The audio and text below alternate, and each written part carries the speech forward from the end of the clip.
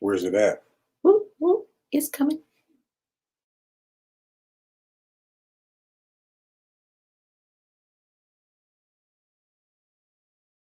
But it's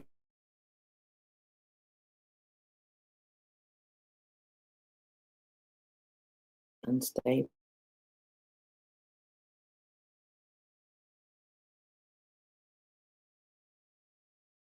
for food for the soul.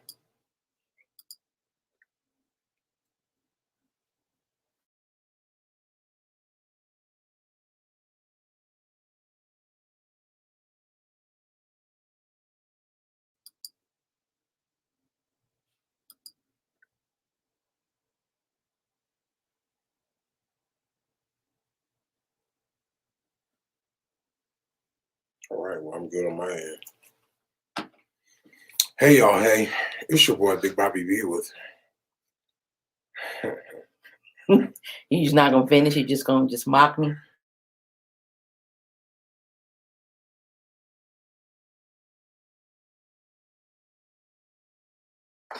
We're going in and out. I don't like that. Come on, man. Don't do this to us today. Yeah, because we're actually excited about this doggone movie. Please don't. All right, we'll go. See? Start. That's right there. We are close to it. Okay, anyway, you guys, so welcome to Food for the Soul. We're going to try and get through this as quickly as we can before everything goes out. Welcome to Food for the Soul, Intimate Conversations with Talitha and Bobby, and I am Talitha Kume, and I want to start off the show with our quote before we get started today, and it is, "Black money is so much a part of our white economy, a tumor in the center of the brain. Try to remove it, and you will kill the patient." Dang, that is hard. Why would they have to use that kind of correlation? Black money is so much a part of our white economy, a tumor in the center of the brain. Try to remove it, and you will kill the patient. Tumor.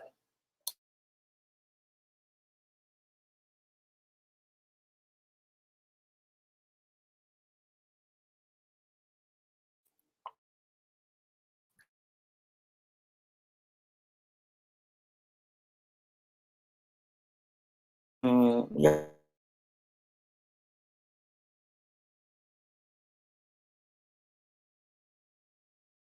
It's all about.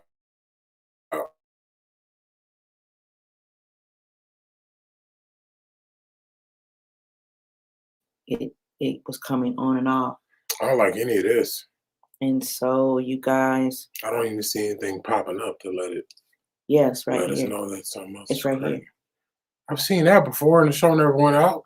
No, that's what it is. Whenever you see that right there, it tells you that the connection is a little bit unstable, because most of the time it's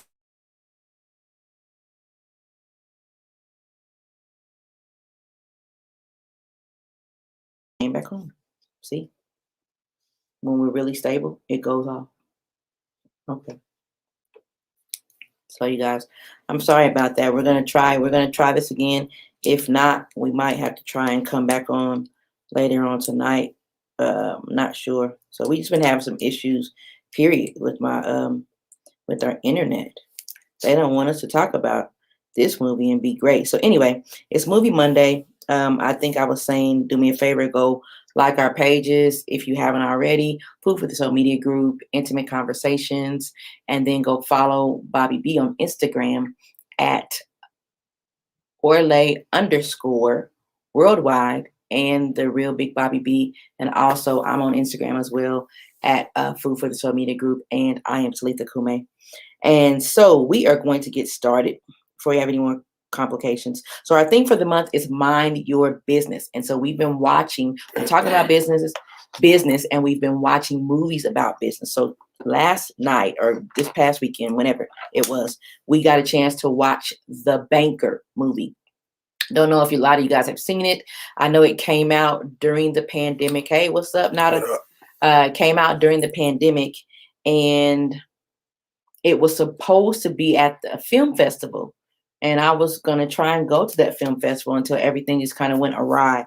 And so The Banker is a 2020 American drama film directed, co-written, and produced by George Nolfi. And the film stars Anthony Mackie, Nicholas Hoult, Nia Long, Jesse T. Usher, I'm sorry, and Samuel L. Jackson. And the story follows Joe Morris, which is Jackson, and Bernard S. Garrett Sr., which is Mackey, two of the first African American bankers in the United States.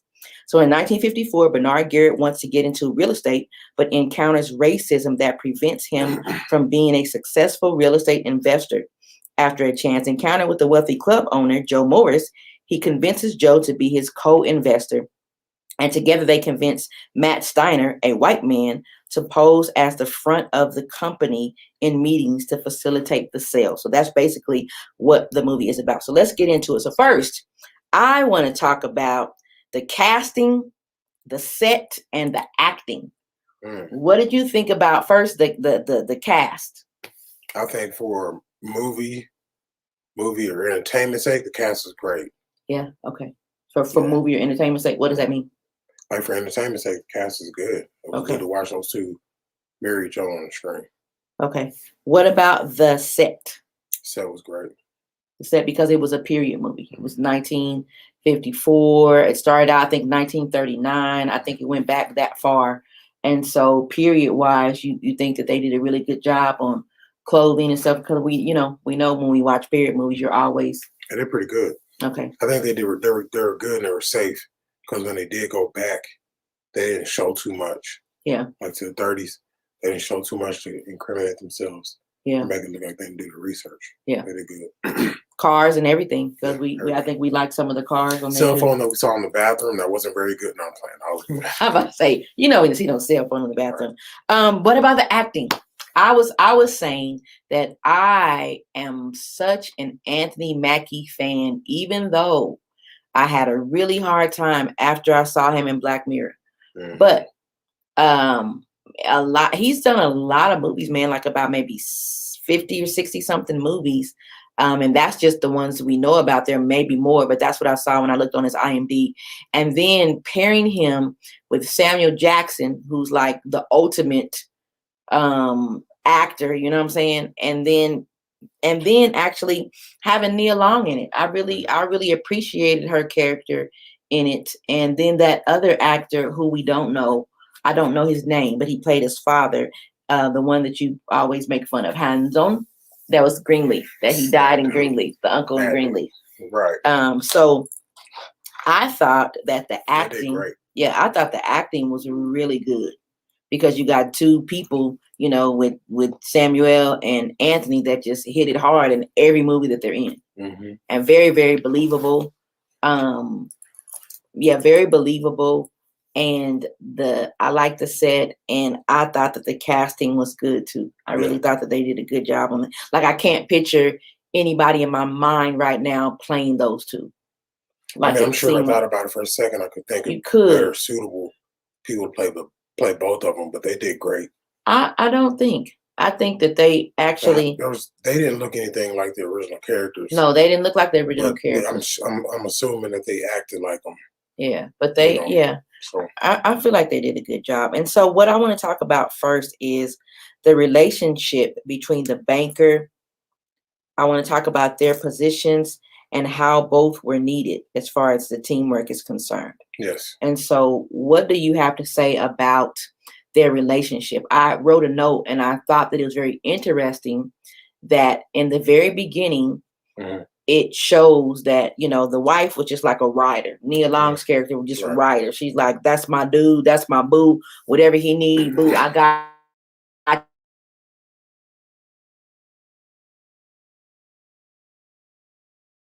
again.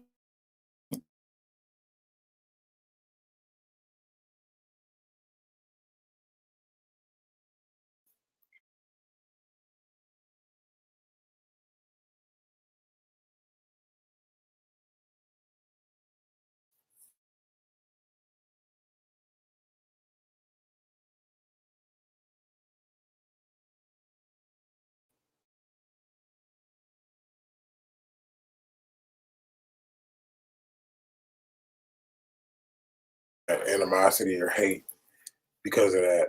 Mm-hmm. You know, and I thought that was Samuel's character admired dude because he was strong enough to even marry a woman that he thought was way more high quality and better standard than any woman that he's dated. Because you see how he talked about her. Mm-hmm. Talked about her as if he held her in higher esteem. Right. You know, like she was a little bit more than any of the chicks that he's got stuck with. Right. So he kind of respected dude for, you know, even being Mm-hmm. in that place. I just thought it was interesting that they put that in the movie because I don't know that a lot of people in this day and age, or even back then possibly, would have went into a partnership with Samuel knowing that he dated his wife. Because if you remember, what it reminds me of is Nia Long's character in Soul Food, when she was playing she was the hairdresser and she was trying to get, you know, her husband a job because he was a ex-convict, and she went to her ex-boo, but that was a bad decision. Right. And so a lot of times, you know, we're told as women, of course, and then as men too, but mostly women, that, you know, we're trying to help our men, but going to an ex is a big no, but she did that and it actually worked out for them. So I thought that was interesting that they put that in there. Yeah, because I don't think she went to an ex. She went to a person that she knew had business, and that's what made it work. Right. Like she was trying to go to this dude for anything other than that. She just knew this dude was on that. Right, but what I'm saying is that he made it clear at the very beginning, which could have turned Anthony Mackie way off if he wasn't as level-headed as he was, because he was like, "Oh, you married my, you know what I'm saying? You married her? Oh, she a good catch. You got a good thing with her." Pretty much telling him, "Hey, I already went there, but she's good. She's good quality or whatever." Right. So he made it known. If she never said anything, he made it known right away that, yeah, I've been there, dude, but she's cool. So that statement right there could have set Anthony Mackie off, though, and been like, "Oh, no, I'm good." You know what I'm saying? I don't want to have no part of this dude or whatever. And so I thought that was a good, that was something good to put in there that you just don't see. That's what I'm saying, that you just don't see that, because they became good friends and it never was mentioned again. It never was like, you didn't even know, like, okay, so what, she dated him in? Anyway, you know, what we doing? You know what I'm saying? Or whatever. So I appreciated that. But what did you think about their position, like the position that they played in the movie? Both of them, I felt like, were very necessary. Their characteristics and the way they approached business was very necessary to get them to where they were. Like, you couldn't have had Anthony Mackie's character Bernard without Samuel Jackson's character Joe get to where they needed to be. What did you think about that? I think it's brilliant. It's just a completion of brilliance. You can never have one side without the other. And it just shows that in business. They showed that in business in this movie. Yeah. It took the shrewd, it took the cunning, it took the wisdom and the brain power of all of Bernard, that smartness of that dude. He took that and his plans. Yeah. And Buddy's, you know, drive to make it happen. So it's a good mix. Because I made some notes about him saying that Samuel Jackson saying that Bernard, which is Anthony Mackie, he said that his anger fueled him, but it didn't make him a target. Speak on that. Like, what did he really, really mean by that? That he was unassuming. He wasn't your typical hood dude that you would just see blow up at somebody. He was calculated, and because he was calculated, he was even calculated in all his emotions. So his anger, he was channeling that and knowing when to use it. Okay. And that dude was saying that he saw it in it. Yeah, because I don't remember him. He got angry a little bit, but he never really lost his cool that I can remember, even in the movie. He seemed angry, like on anger management. Yeah. Yeah, kind of like, well, yeah. So like with Adam Sandler's character being angry. But see, Adam Sandler's character, though, was passive aggressive, angry. That's true. And I don't think that Anthony Mackie's character was passive aggressive. He was just angry, like, I'm going to prove you wrong. Yeah. Because of what happened to him as a young person. Right. You know what I'm saying? So I agree with that.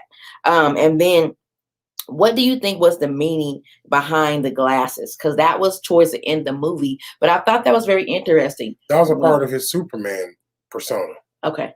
part of his anger, like part of his ability to do what he does. Like he got mad, shining them shoes for old buddy in the beginning of the movie, right? Yeah. And it was listening to him talk, and it was like, okay, these jokers can pay me to do these shoes. I'm gonna go walk and look through these windows.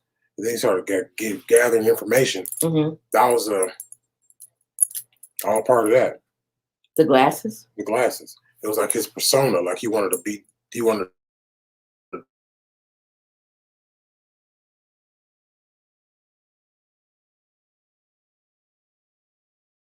before.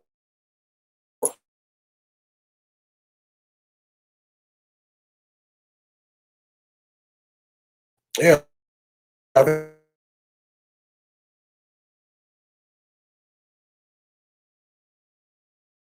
Say that they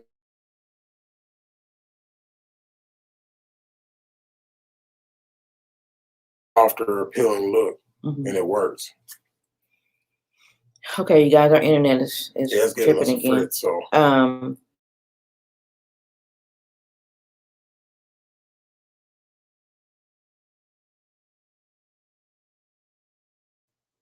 And how that plays into today. Like, I feel like in society, when it does come to money, if, the powers that be on the other side that are not like us, they will let other races be in any type of career field. But when it comes to money, it's just a really weird situation with them when it comes to money, when it comes to Black people or any other culture trying to get money.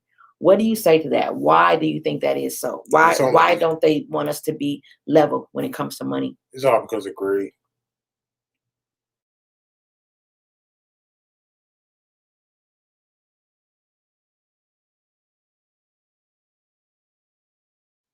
Why not allow us to take our money and then you do your thing? That's I just never understood that. I won't be able to control all the money. This way I'm greedy. So this way I be able to control all the money. So just greed, nothing else. It's all greed. Okay. And that's just really, I can't speak on it. I mean, I just don't know, but I just don't understand why. I don't understand why, if we're able to help you build an empire, why we're not able to share in that, in the financial gain of it, especially if it was our idea. You know what I'm saying? Like that's the part that kind of gets me. So, I want to talk about a couple more things in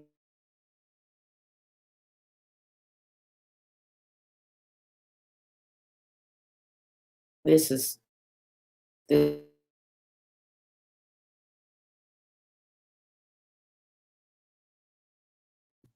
Yeah.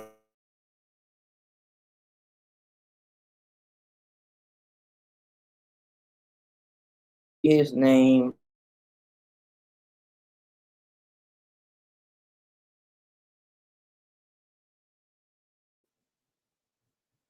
His name was either Nicholas Hoult or Jesse T. Usher. I think it was Nicholas Hoult. Nicholas Hoult. Yeah. I wish that they would have recast. Like, I like his look, but he looks like he would never have had any kind of racist feeling.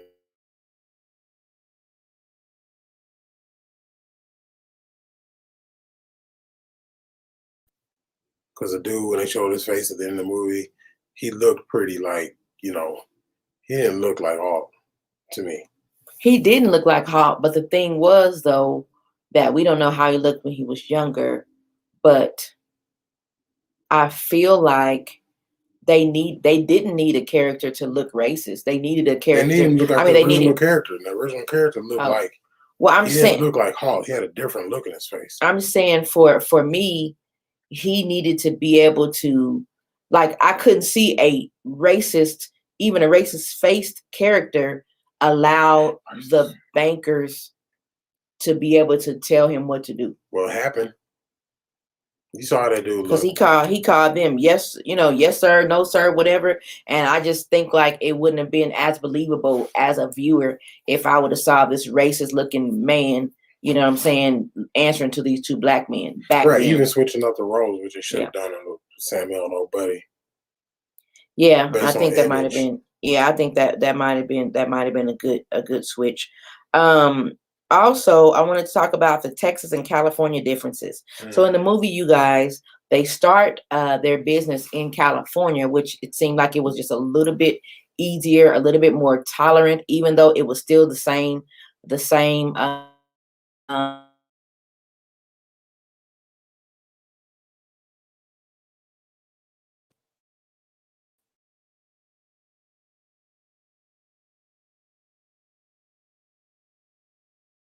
Man.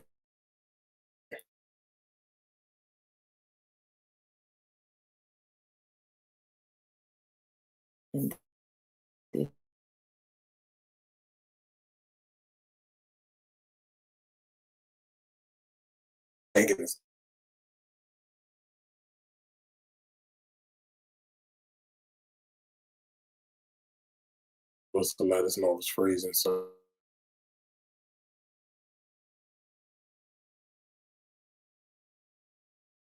tell us that we're going in and out because we look like we're going in and out, and we're not sure.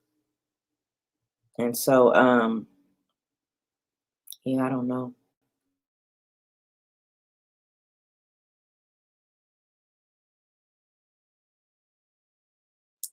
All right, so wait, we'll go ahead and clock out. I don't know what else to do. Yeah, because this is getting bad. So, finishing up your statement.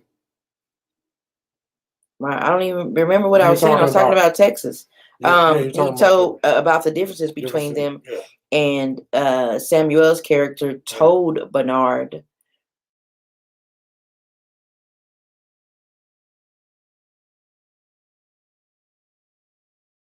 born and raised. He wanted to go out there and help the people out there in Texas like he was doing in California. And I want to talk about the differences between Texas and California. Why do you think just because of the South that it was so different?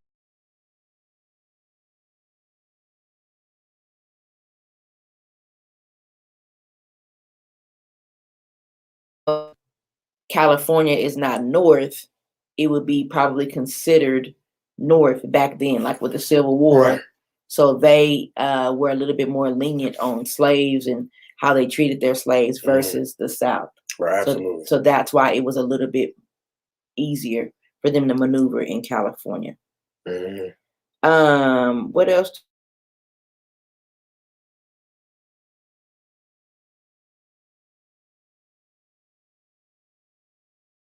The wife really went hard.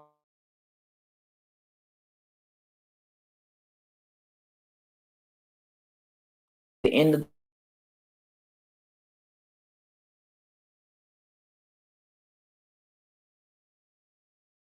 spoke that into him by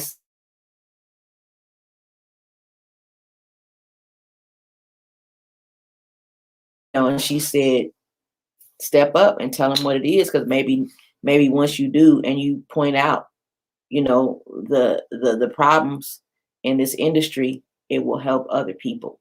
So he had to be a martyr, but she had to be really strong to be able to know, okay, well, my husband is about to go in here and say this, right, and he might be going away, and I got to accept the fact. How long did he get? He's going to. I don't remember what it said on there. I don't recall. I really don't. I know Buddy didn't that they were not anything. I think they were in there. I want to say it was about 5 or 6 years, but I don't remember, you guys. So I know that they ended up going to jail. But I want to talk about that, and then I think I just wanted to talk about. And they went to prison for being black in business. Yeah, they went to prison for being black in business, and the white guy that they was working with, that was the front man of their business, he didn't go to prison for anything. He didn't get jail time or anything. But what was crazy is that in the movie, he ended up getting married, right? And so his wife made a statement that just really cut really hard. She said, like, well, you're working for these black men, and I thought that you were going to be able to have your own bank or your own this, you were going to move up in the company, right? And he's like, yeah, they said that I was, or whatever. And she's like, well, now it's your time because you're smart. You're just as smart. No, she said, you're smart. And then she said, He said something about them being smart. There's no way that they can. Yeah, there's no way that they can be smarter than you. They can't. Right, and so that really kind of was like a. And dude's like he's like a roadie. You know what I'm saying? Yeah. He carry bags. Yeah, he got blessed to get this position. Right, and so he's gonna open a bank. Yeah, and so they said that. Yeah, they said that he was an actor, but he got away with it because he was white. Mm-hmm. Whether actor or not, he got away with it because he was white. They used him as a front man because he was white. And so I was wondering when I thought about it, I was like, okay, is it the other way around? They're two black bankers who have all the knowledge, all the money and everything. They bring this white man in, but they don't want to make him partner because he's white. So it's the same way that white men treat black men, or was it really because he didn't have the skill set? And so he didn't have skill set. Yeah. He didn't have the skill set, I believe, but they tried to kind of put it in there a little bit. How many cases do you think this really happened? Yeah, and had the wife kind of say that, but on the cool, you know, the bankers were like, okay, you don't know enough. You don't have anything. Yeah, you don't know enough in the meetings or pretend to be janitors while you're doing things. You don't know any of this. Right, and so we are running this company. You are just the face, and so we want you to act. That's all you do is act. So an actor. Go deep. We can talk about just that little part there for a minute of his wife telling him, you know, you need to be a pastor, and then him believing it and just start. You know, that's what that was like. Like you weren't called by God to do this. You have no skills to do this. Your job was just to act. Right, was just to act. It was nothing else. Yeah. And so once you stepped out of that that area, once you stepped out of that area and thought that you were as good as the people who trained you or molded you or made you, that's where you made that mistake. Oh yeah, and I can even preach thinking that you are God. Yeah, you made the mistake and you ruined it. So what was the takeaway and how does it apply to 2021 and minding your business? What do you think? Man, get you a great business and get you a really great white guy at the front of your business to promote your business to other businesses. That's what I say, take away for 2020, 2021. You know, mind your business. Probably. And you took, because I'm the one who said that last night. I said, get you a white guy. Oh, well, yeah, that's the business. I said that, get you a white guy. Get you a white guy or a white woman. So, but in saying that, is there any truth to that in real life? Is there any truth to that? Because I felt some way, and I know you may feel a different way, but I was saying that at the end of the day, we have to be realistic. That used to be the mode, but we don't have to do that anymore. Well, we have to be realistic in our business. Right. In our business. And so sometimes it depends on what type of business you're in, what type of business you're trying to get in, what type of demographic you're trying to go after, on why it might be a good idea to partner with other races. With somebody is different. Partner with other races. Somebody who knows how to use their skills. Right. I'm not talking about the face, but I'm talking about partnering with them. Absolutely. Which is this wasn't a partnership, but it kind of was. Kind of was just a partnership as you work for us. Right. It was kind of a part. It was a part. Yeah. Here's my job. You work for us. It was a partnership as he worked for them. But I'm saying it was specifically based on race. It was specifically based on race because he didn't have any credentials to do what they were doing. Right. So what I'm saying is that in 2021, we have to be real in the fact that racism exists. We have to be real in the fact that sometimes people don't want to see Bobby. Even this is just gender. Sometimes people don't want to see Bobby. They want to see me because I'm a woman, because they think that I'm softer. Sometimes I might wear glasses to make me appear smarter, you know, because I feel that way. I feel like it changes the whole look of a person. Even with my hairstyle right now, like if I was to go somewhere, would I have my sides shaved? You know, depending on what type of job I have. So I think that all of that comes into play when you're thinking about business and how you operate. So in the race part of it, it depends on your demographic. If you're trying to go after a certain demographic, it does not hurt to have somebody of that demographic partnering with you or doing things like that or whatever, so you can secure, you know, contracts or secure business or whatever it is. And I don't have a problem with it. I don't think that we should go screaming every time something happens. And that's what I liked about, and I want to say that I like that about Samuel's character. because Samuel was like, I'll put on a show for uniform. I'll put on the janitor uniform. It doesn't matter how you see me because I know I'm behind the scenes and I know I'm the one that's pulling the strings. So I don't care. Right. You know what I'm saying? Whereas Anthony Mackie's character was like, I don't feel like I should have to do this. So I am not going to put on a show for uniform. I'm not going to put on a janitor uniform or whatever because I'm above that. Right. And so sometimes I think that our thinking, that's why he needed Samuel. Because our thinking might be skewed a little bit, and it just depends. Because you got to play the game. You have to play the game, and that's why they got the white boy in the first place. They was playing the game. Right. So in 2021, I think cultural diversity is important, depending on what you want to do. Now, if you're specifically marketing to a demographic that is just your people and what you're trying to do, cool. We don't have no problem with it. Rock on, do what you have to do. But if you're trying to market to a mass market, yeah, I think that it doesn't hurt to have diversity in your camp because you can speak to every culture, and it's not racist. It's not divided to me. It's just speaking to that culture. If I'm Black and I see a Black person on a website or Instagram or whatever representing something and rocking it, I'm like, oh, okay, he's Black or she's Black. I'm looking at that trying to figure out, okay, am I gonna look good in that? Yeah, or whatever, versus seeing a white person. So if a white person sees a white person in that same outfit, they're thinking the same thing that I'm thinking. So I don't think it's anything wrong with that. And I think we need to get real with that and stop trying to make people accept the fact that, well, you should just, everybody's beautiful and you should just accept the fact that whatever. That's not the way the world works, and y'all know it. So if you keep pussyfooting around and just like, oh, well, yeah, special ribbons for everybody. Yeah, I mean, it's not that, y'all. You got to deal with it and move on. Figure out how to move around it. It's a workaround to every single thing, and that workaround to me is really, really big because you have to accept the fact that life is life. Right. And it is what it is. You know what I'm saying? So you keep trying to change this mold, and it's never going to change because you don't have anybody representing what you're selling to. Mm-hmm. So as a Black person, I got a Black business, and then I go somewhere and I'm looking like this. I could get in, I could not, depends. But if I get a white girl and I'm going to a white audience and she's partnering with me and we're selling it, she's just going to be more acceptable. And that is what it is. Am I right or wrong? No more hard facts. Hard facts.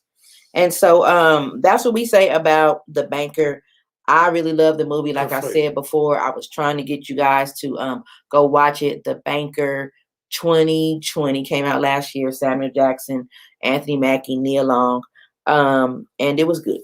Watch it. And the reason why the Fair Housing Act was passed in 1968 was because of them. Yep.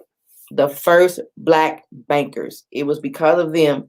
Because of them that we Black people started to get a fair shake in buying real estate and purchasing homes, because they had to be the martyrs and go to prison.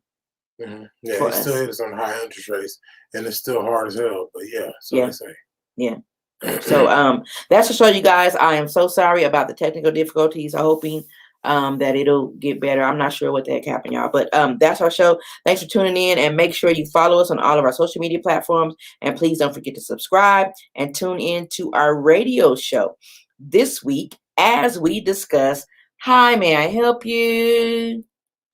We're talking about Generation Z and Black customer service.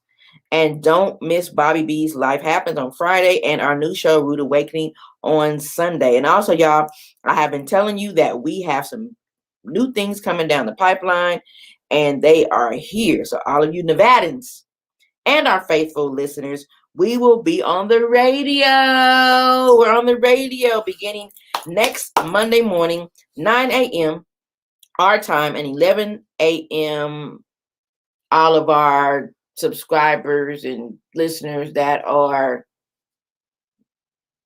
east of us, right? It's east of us and south of us. 11 a.m. for you guys. We're going to be on 88.1, Power 88.1, one of the longest running Black radio stations here in Nevada. So we are excited about that. Bobby's show is called Pretty Vision, where he will be discussing all things fashion. So stay tuned for that next Monday. And we're making some changes to our show lineup, adding some things for you so you can tune in with us coming up soon, 5 days a week, man. So we're going to be streaming live on the radio and live on FB and YouTube. So you're going to see us everywhere talking about it, every doggone thing. So you get tired, not tired, if something you want to talk about, tune into one of our shows and we're probably talking about it. Or if you want to be a guest on the show, or if you want to be a sponsor on the show, hit us up, inbox me on Facebook at Food for the Soul Media Group, or you can email us at foodforthesoulpresents@gmail.com. We were up till 4 and got up at 6 this morning. Yeah, and that's why Bobby looks like he does. And me too. But I'm just not as tired as him. We love you. He looks asleep. Talk to you guys later. Bye.